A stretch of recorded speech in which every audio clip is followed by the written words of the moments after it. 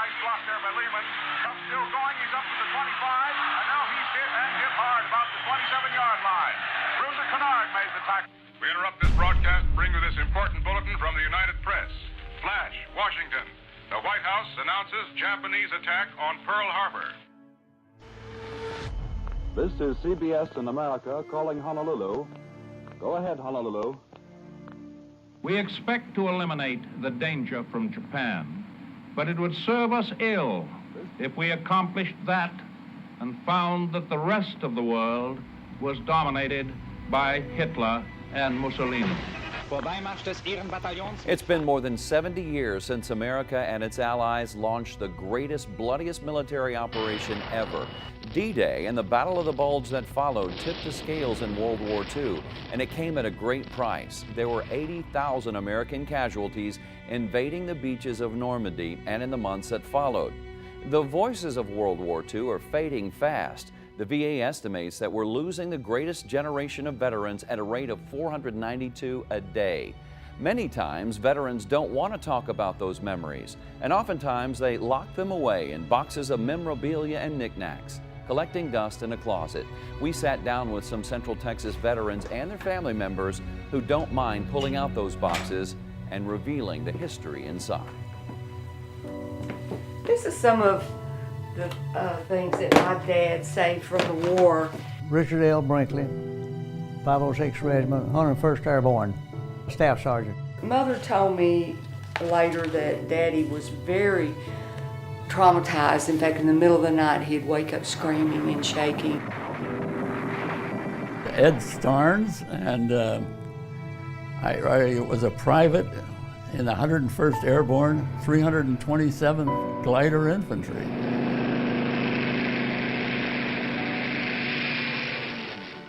I'm Captain Ben Arnold Gleason of the 90th Division, 357th Infantry, Headquarters Company.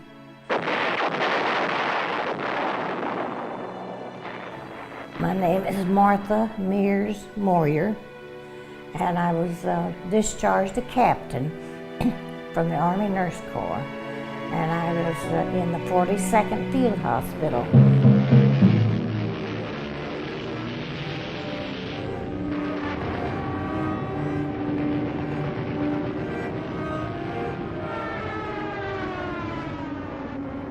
We will say, as the people of London have said, we can take it.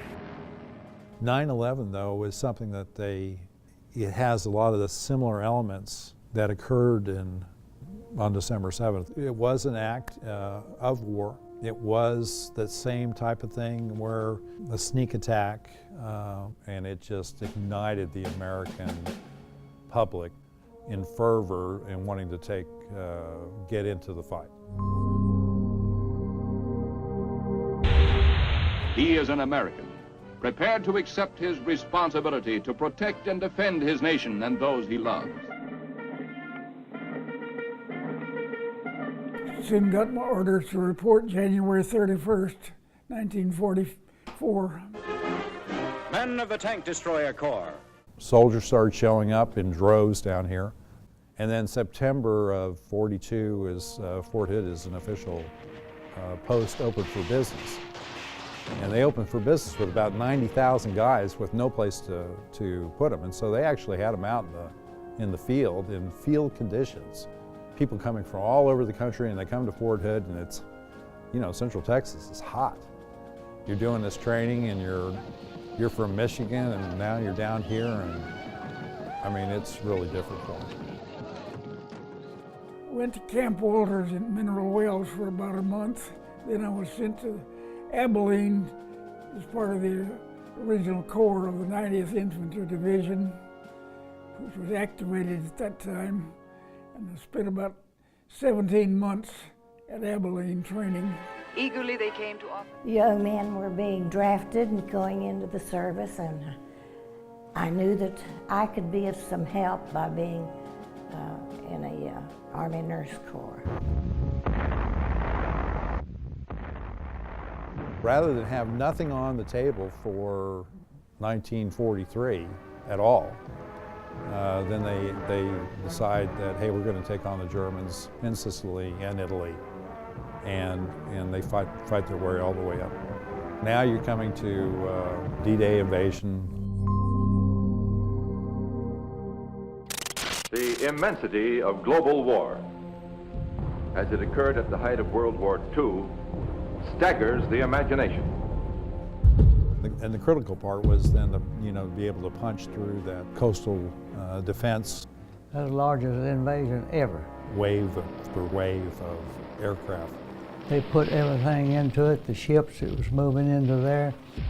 All of these ships, boats, everywhere you look, that's all you can see is all these ships. Moving across the channel and then insertion onto the beach. They let that door down and pop out on the beach. If you're in the first wave, that's going to be really difficult.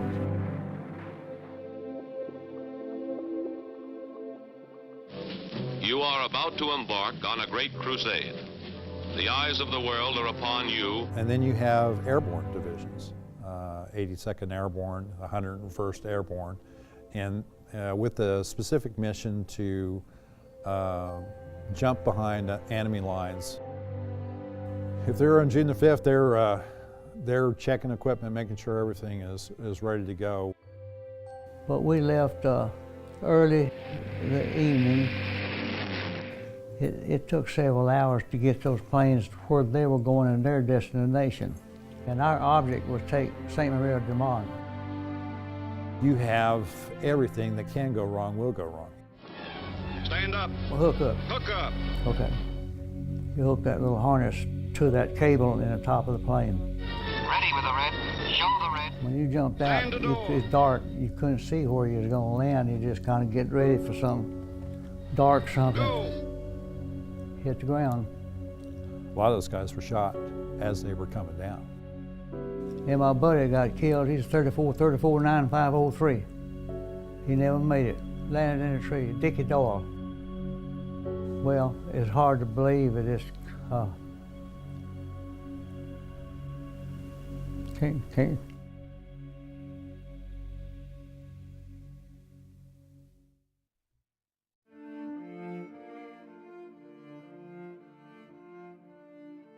June 10th. It's 4 days after D-Day. When we came off the Liberty ship, we came down the side of the cargo net, and that was scary.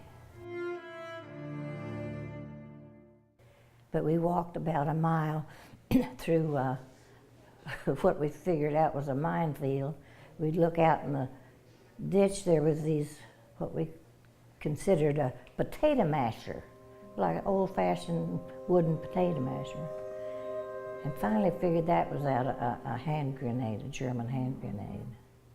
And the sign was Achtung Minen. And then we were picked up by trucks and taken to our hospital. I landed right in front of an artillery gun position. Well, about 4 guns in there, I think, or 5, in front of it. And I had to just lay there real still. Well, they were shooting at me with a rifle, and them tracers, you hit right all around my butt. Yeah. The field hospital took care of the soldiers who were more seriously injured.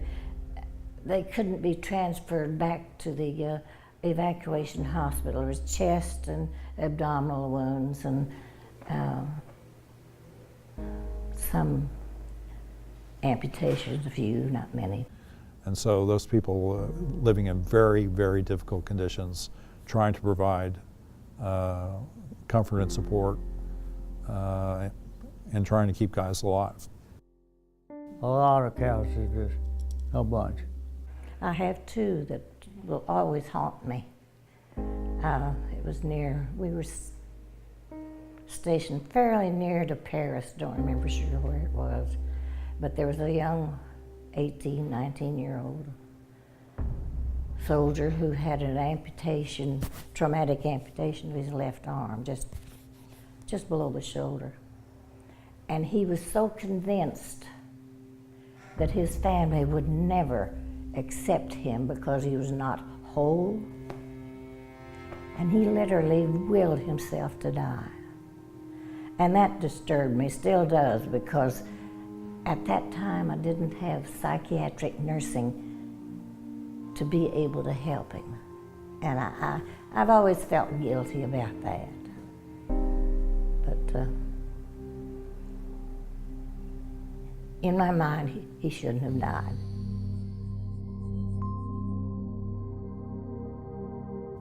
The Battle of the Bulge is his last gasp, or Germany's last gasp, to see if they can change this around. I came to Europe right after the D-Day and joined the 101st. And in December of 1944, we were in a rest area in France. Old Eisenhower liked our division. We always called for the 101st Airborne, okay. And we got the word that we had to move out. And 11,000 men were to move out in a matter of hours. Now, normally an airborne operation takes several weeks, so we knew something unusual was going on. Rounded up every truck, I guess, was that type in England area, ever. And 11,000 men were put into every kind of a rolling vehicle you can imagine. Those old things was old, what we call cattle cars, because a big old back framework, standing room only. It was an extremely cold ride, and as I say, most of us had no idea that we were headed to Bastogne at the time. Only the officers knew where we were going, and even some of them were not aware of where we were headed. Bastogne schnell zu nehmen. The Germans, this is really their last hope. That whole area of Belgium is very, very wooded. With the cover, because of the weather, to assemble a fairly large force, about 300,000 guys. And we had probably between 80 and 100,000 on that line. And there was a lot of firing going on, heavy shell fire in the distance. And we were immediately jumped off the trucks and started to run towards the sound of the battle. If whoever wins that fight, they control the land. There was about 9 different German divisions had surrounded the 101st Airborne. 2 tank divisions, and of course the 101st is lightly armored compared to that. In fact, like you said, they ended up surrounding the units that were in Bastogne, and they are holding on for dear life.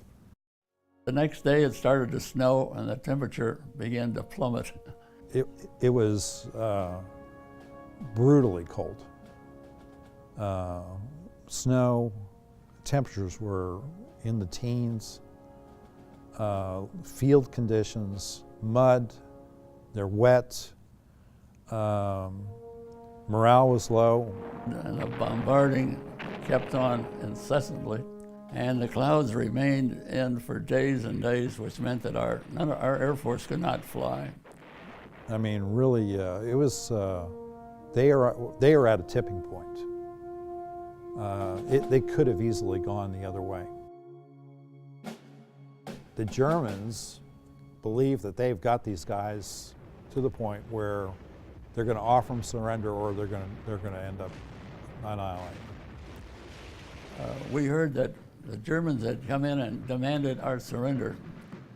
In fact, they went into our 327th headquarters. They gave us an ultimatum to surrender or they would kill the entire division.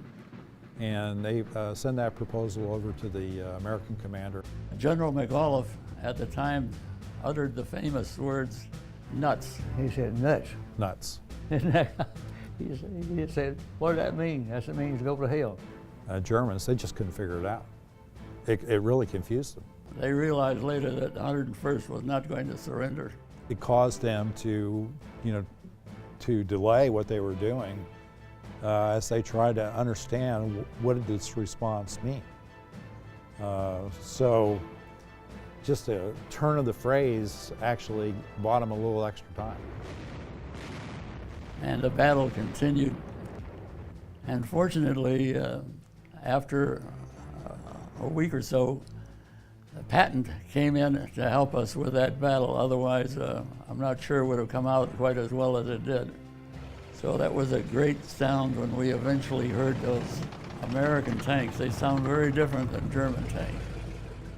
When the sun finally came out, the Air Force came up and changed the tide of battle. And the fighter bombers pretty much decimated the German military. And it was pretty incredible that we could hold off such a force that large, which we did for several weeks. They basically defeat them in the battle, stop them, and then they start pushing them back. We still lost casualties. I think we lost around 80 to 90,000 guys. And the Germans lost about the same amount. A lot of casualties, yes. It was a huge battle.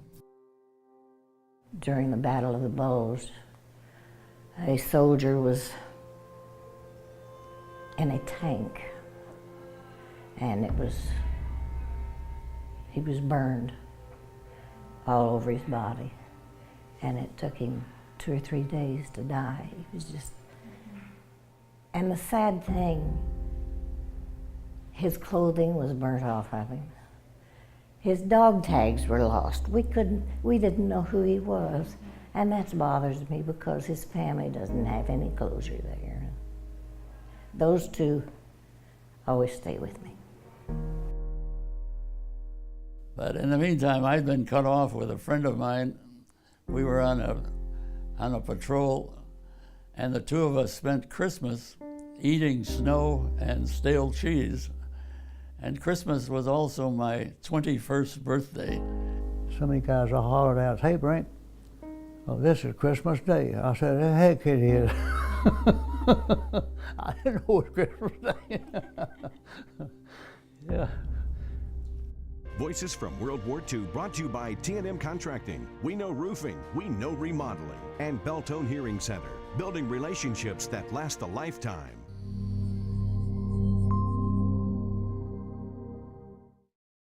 Little town of Merkers in Germany. There was a salt mine there, which was approximately 1,900 feet underground. The Germans had moved all of the gold that they owned and that they had taken from conquered countries and moved it down into that mine. Also, artwork, paintings, and statues from various museums throughout Europe. So they'd taken over museums and they basically cleaned them out. Pictures by famous artists down there is stacked like cardboard. They had different lists of what kind of art they wanted to retain, what artists they wanted to keep. Somebody like Picasso would not make their list as somebody they'd want to keep.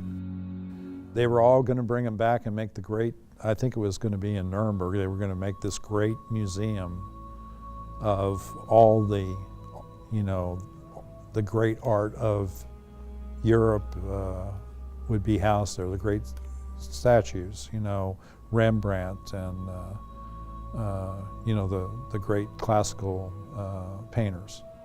Approximately 100 tons of gold there, which at that time was worth about $35 an ounce. Now it's $1,200 and some odd dollars an ounce.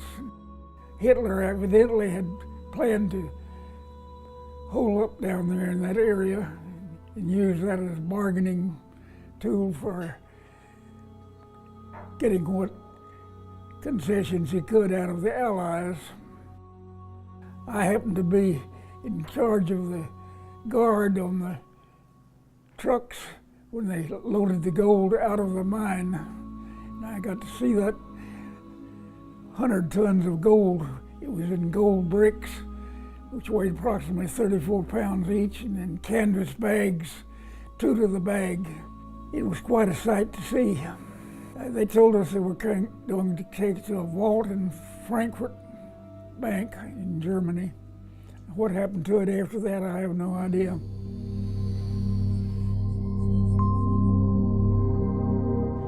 Yes, I was in the Army Nurse Corps. I was in the war, but I was doing nursing. It was doing the same thing that I would have been doing at home. A little different patient load, maybe. But these young kids, 18, 19-year-old kids just out of high school, just not even dry behind the ears. And they were just total shock, some of those incidents that happened. And it's amazing to me that we didn't have more PTSD. I'm sure we had a lot of it then, different name. And that there was a certain amount of shock with those guys. Maybe that's the reason none of them would talk about what happened. I don't know. It's been around as long as people have been in battles. You know, you see people write about it and read about it. You know, you hear the expression, the 1,000-yard stare. It's where somebody who's been in the fight has seen so much. Like I said, it's hard to absorb, you know, what the mind is seeing. There was one gentleman on the beach that had a breakdown, but he'd been through an African campaign before he got to France, so he was just scared to death. It's a horrific thing, and if you put somebody under that pressure for that amount of time, I don't know how you prepare a person to deal with that.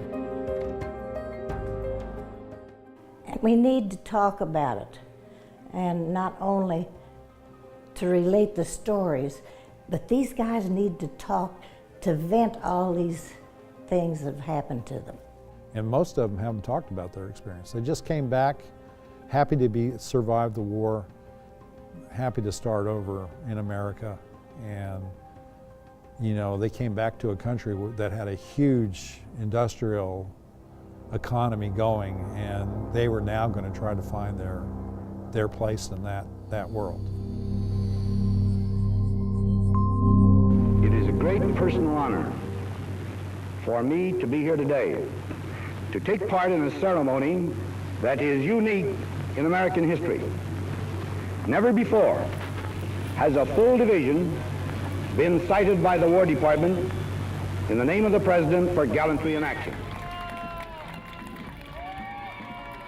I really do think that Brokaw's got it right. You know, his catchphrase, "the greatest generation," I think is really spot on. You were America, and America had standing in the world, and we stood for something. Oh, it's wonderful to know that that Germany is now free, Italy is now free, and everybody here where we fought is free now. That's wonderful.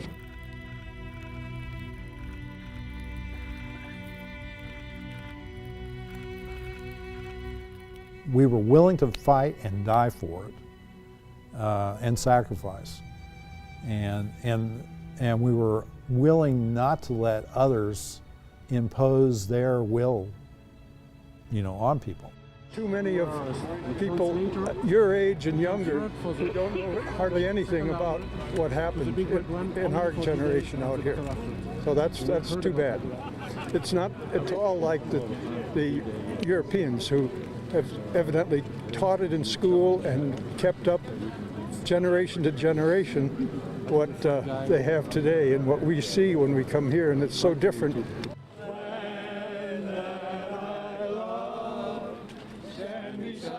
We took our place as the leader of the free world. So I think this generation, coming from where they started, the change was so rapid and dramatic and powerful and had meaning. You know, it has influenced how we've conducted business in the world ever since.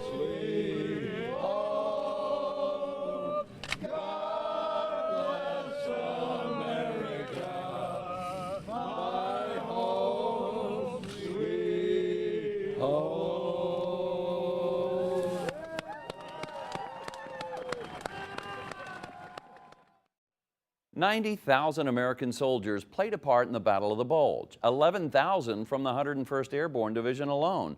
Two of those soldiers, who fought side by side, shared the horrors of the same battles, now live within a stone's throw of each other in Central Texas. But despite these coincidences, they've never met until now. These are the boots that I wore with the 101st Airborne, 327th Glider Infantry, and they held me in good stead. And through the Battle of the Bulge, where it got below zero, and I was wearing these boots, unfortunately, they didn't keep my feet from freezing. Well, it's pretty remarkable because this gentleman has seen a lot more combat than I did, starting out with D-Day, and I was a replacement for D-Day. The glider troops took a huge number of casualties. You know, I'm going to thank him because you hear that a lot, but anybody who hit D-Day really deserves the ultimate thank you, because that was a terrific battle. And of course the parachute fellas were dropped all over. Unfortunately, they didn't drop where they were supposed to. Well, it's a pretty long shot that two men who were in the Battle of the Bulge should meet some 70 years later. Hi. I'm Diane DeMobile. Ed Starnes. Ed Starnes, nice to meet you. And I'm Clarine Brinkley, his wife. Wow, great. Kind of scary, isn't it? Richard, it's wonderful to see you. Boy, what an honor to be with you. Talk about it. Was you was in the airborne? 327th, Oh, yeah. Glider Infantry, Great. 101. he was in the glider infantry, Daddy. Buddy, they were Mr. all Starnes, tough. have a seat. Oh, dog, I felt sorry for you. 1 hour later, here y'all coming. I was pinned down in front of that gun position. But you had the tough job jumping out into that It was stuff. hard, old man, I'll tell you. For somebody who dropped in D-Day is really something. Well, not a whole lot of us left, are there? You got that right. Hey, We did. you come back. I will. I'll be seeing you, okay? Okay, Richard. Anytime. Thank you so much. That'd be great. Thanks, man.